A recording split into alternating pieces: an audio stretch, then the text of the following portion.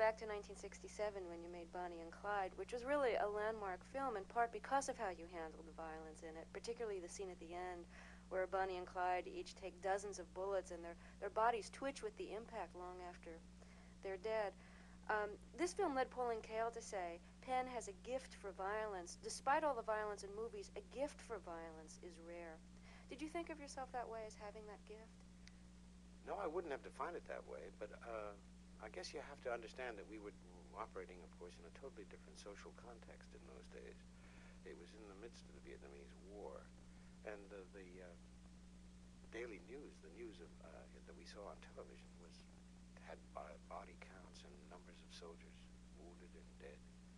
And it was a time where it seemed to me that if we were going to depict violence, that we would be obliged really to depict it accurately with the kind of terrible, frightening volume that that one sees when one genuinely is confronted by violence. Mm-hmm. And that's what we did in Bonnie and Clyde. Also, we were doing it at the same time with a kind of, at the end of the film, with an attempt to raise these two characters to a kind of faintly mythic proportion. So it was done in an extraordinarily complicated technical way, but the end result was to sort of propel them upward into myth, and that was the attempt, at least. And to some degree, I think we succeeded. We also succeeded in upsetting an awful lot of people. Was there a code in existence at the time that you made Bonnie and Clyde? Oh, yes. What did the code say about violence, and did you have any problem getting the film through? Because for its time, it was extreme.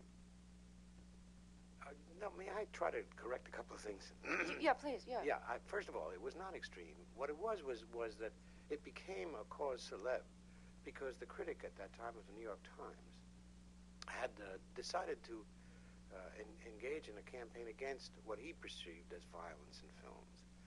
And he was really objecting to many other kinds of films. When this came along, however, it provided him with the perfect launching pad for a real diatribe against our film and violence in film. And somehow we remained tainted with that. Now, he's talking about one kind of violence. Pauline Kael is talking about another. Mm-hmm. And it's Pauline Kael's kind of violence that I'm really responding to with as feeling accuracy and complimentary, and because there's gratuitous, mindless violence, and then there is the depiction of how it really is, and I think that we depicted that by not doing it in an ordinary reportorial style. God knows we've been imitated thousands and thousands of times now by television shows. Every time you see kind of somebody attempting violence, they go into that basic slow motion. Well, in American films, at least, we did it first. Mm-hmm. Yeah, you're talking about Kael here. Let me quote her again. She says that you put the sting back in death. Well, as I say, in a context of the times where we were seeing it on the 6 o'clock news all over the country, bodies, helicopters crashing, people being killed, young men being rushed to the ambulances, there was a kind of